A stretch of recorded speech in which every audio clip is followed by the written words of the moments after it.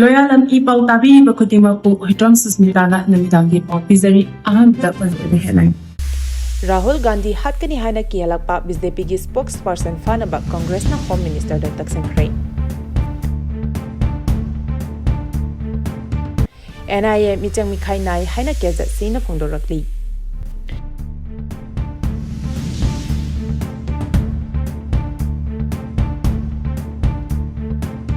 Meghalaya Policena Manipuri ki miyoi anidagi Lupa Crore aniga dasmik manga ki value oigadaba drug sing phagakhrai.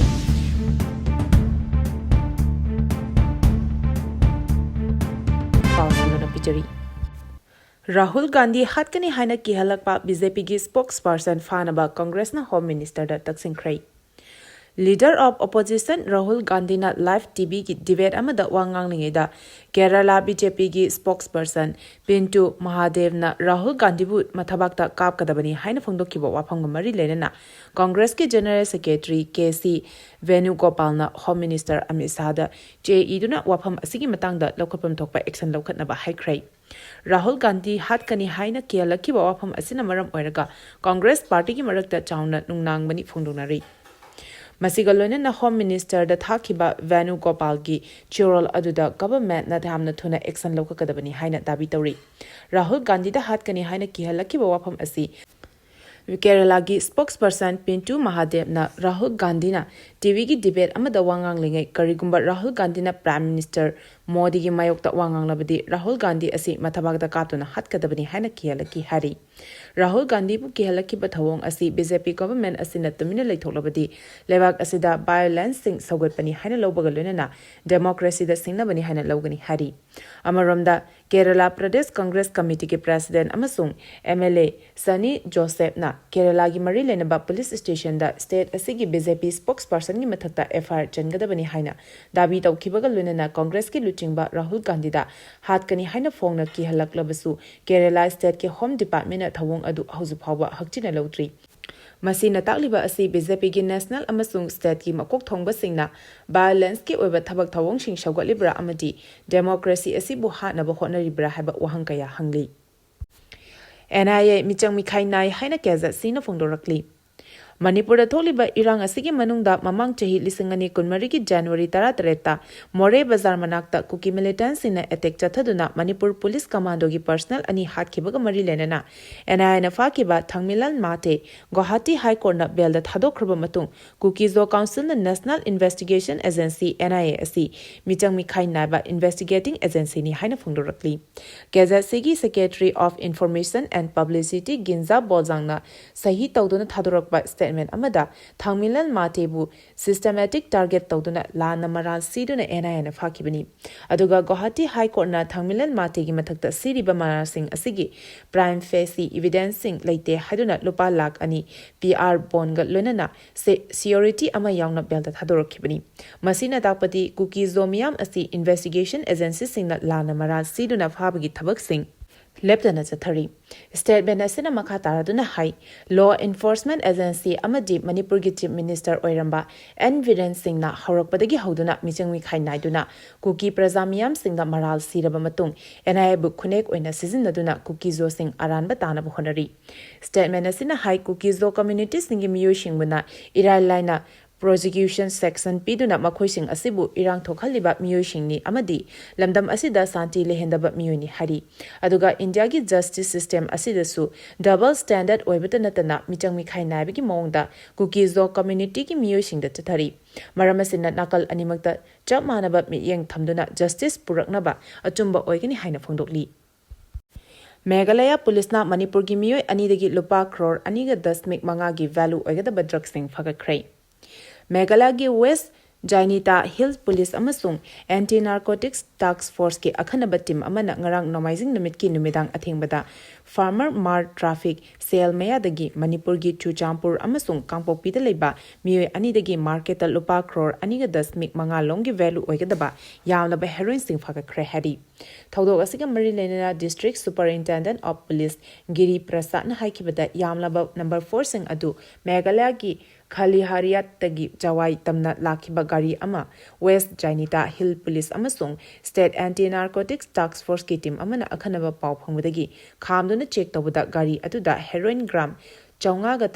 tarani thoi dasmik humpu humdoi asi tongan ba sob case yangkhaida haplaga puramba thengna kibani thodok aduga mari lenana faraba miyosing adudi Manipur gi Chuchampur gi Chuchung sarto amasung Kampopi dagi thangin tawthang kawi miyoi ani adudagi Indian currency oina Lupa lising taruka chatret humdra manga foreign currency note Korean won lising ahum Kazakhstan tenge Chaunga Myanmar kyat Tara amasung mobile handset ani fagakhre hari farba miyoi ani adudagi mathakta narcotics drugs and psychotropic substances eki makhada case ama register tawduna drug asigi supply chain asi thidoknaba investigation chathaba hore Meghalaya police ki makedigi state adugi law enforcement agency singda drug amasung illegal oiba polam singi mathakta economy yengchangnaba appeal tawkhre hari Paugi marak thatna Loyalam E-PAO tabiriba khudimakna channel asibu nungsibiduna like amadi subscribe tawbiduna subscriber masing hengat hanbada adomsu mateng pangbiyu Center amasung state paliba lengakna Manipur miyamgi interest ta thabak tawpham thoi haina phangdorakli Miyamgi mihut oina leriba MLA singi marakta kathokpagi thauna leitabadagi lengak semba ngamdabani haina Sibisana Manipur gi president M Tomina phangdorakli Imphagi Babu Parata leiba party asida nauna changlakiba amadi party asigi thau pugataba miyosing taramna opagi thoramda wafam asi phangdokibani Tombina makha taraduna hai Manipur gi ipa ipu singna thambiramba lamkhaida singna rakpa khudimak Sivasena thengnagani Center amasung state paliba lengakna Manipur miyamgi interest ta thabak tawpham thoi Manipur gi national highway sing yauna mafam khudimakta free movement lehengadabani harabasu hauju phawba maitai singna maning tamna national highway sing da chapangamdri loinana lamdam asigi yalangwi singna refugee amagumna changzapham lawdona leriba asi koknabagi damak lengangna mapung phaba thabak lawkhagadabani masigi matakta high court na tha taruki manungda local bodies singi election pangtho u hariba asigi mangoinana IDP singbusu mapung phana rehabilitation tawnaba chapchaba thawat lawkhagadabani haina sutaksili thoram aduda Sivasena na nongna join tawraklaba kayasu party ki president luchingduna taramna opagalunana thau pugadaba miyoshingshu appoint tawki Search operation da khulai kaya phagakhrai State Police Force amadi Central Security Force ke apunba team amana ngasi Imphal West District ki Patoi Police Station gi manung channel laiba sangai thel longa koireng crossing da chathakiba search operation amada masing yamlaba khuchu khulai amadi camouflage uniform na chingba sing phagat pangam khre hari Security Force sing na phagalaba khuchu khulai sing adudi semdoklaba sniper rifle ama magazine yaba 9mm pistol ama .32 magazine ani insas rifle gi magazine ani trainer atri rifle gi kapa yariba maru kontra taret SLR gi kapa yariba maru kunipan 9mm pistol gi kapa yariba maru taramanga 7.62 m height density cartridge taruk 6mm gi cartridge mari sniper rifle gi maru mari BP plate ahum detonator single lunena 36 hand grenade ahum helmet taramari bafang handset ani camouflage t-shirt ahum ni hari fagalaba khulai sing makhata na thijin nabagi damak mari lenaba police station da khusina kre hari amarom da national highway ani makta naka checkpoint chamaga taramanga ngasi hangdokre hari border fencing khabagi thabakta cooperation piroi haina phongdorakli Myanmar galona ba India gi ngongkhaida border fencing khabagi thabakta makhal amatagi cooperation piroi haina Kuki village chief taruna punya khuyek piduna thadorak pacherola mana phongdorakli cherola sina hai border fencing khaba amasung free movement regime FMR chana handabagi mayokta yaningdaba kholaukaya lauduna lakhi United Naga Council na su hiramasi gi matangda yaningdaba phongdokhiba maramna yasinaba purak Nabagidamak UNC gi mihusing kauduna wari sanaki adubu ngasi phawba yasinaba ngamdana riri Kuki Zofuruki yenglaga political demand fangdriba phawba amasung state asida tangdu leitaba phibam hanjalaktriba phawba Kuki chief singna border fencing khabagi thabakta cooperation pidanaba warep lawre mari lenaba authority na sungamkhai sambal khabagi thabak kudakta lepiyu haina appeal tawrakli Maikai khangdana lakpa nongmai maruna panbadigi angang ama soklei Maikei khangdana kapthorakpa nongmai maruna panbadagi chahi 13 da ngairiba angang ama soktuna Rims Hospital la laikna krai ꯊꯧꯗꯣꯛ ꯑꯗꯨ ꯅꯝꯕꯣꯜ police ꯁ꯭ꯇꯦꯁꯟꯅ ꯀꯣꯟꯕ ꯃꯥꯂꯣꯝ ꯃꯃꯥꯡ ꯂꯩꯀꯥꯏꯗ ꯊꯣꯛꯈꯤꯕꯅꯤ꯫ ꯁꯣꯛꯂꯕ ꯑꯉꯥꯡ ꯑꯗꯨꯒꯤ ꯃꯃꯤꯡ ꯁꯒꯣꯜꯁꯦꯝ ꯃꯅꯤꯊꯣꯏꯕ, ꯑꯄꯣꯛꯄꯒꯤ ꯃꯤꯡ ꯁꯒꯣꯜꯁꯦꯝ ꯕꯁꯟꯇ ꯀꯧꯏ꯫ ꯊꯧꯗꯣꯛ ꯑꯁꯤꯒꯤ ꯃꯇꯥꯡꯗ ꯄꯨꯂꯤꯁꯇꯒꯤ ꯐꯪꯕ ꯄꯥꯎꯒꯤ ꯃꯇꯨꯡ ꯏꯟꯅ ꯉꯔꯥꯡ ꯅꯨꯃꯤꯗꯥꯡ ꯄꯨꯡ 9:30 ꯔꯣꯝ ꯇꯥꯕ ꯃꯇꯝꯗ ꯊꯧꯗꯣꯛ ꯑꯁꯤ ꯊꯣꯛꯈꯤꯕꯅꯤ꯫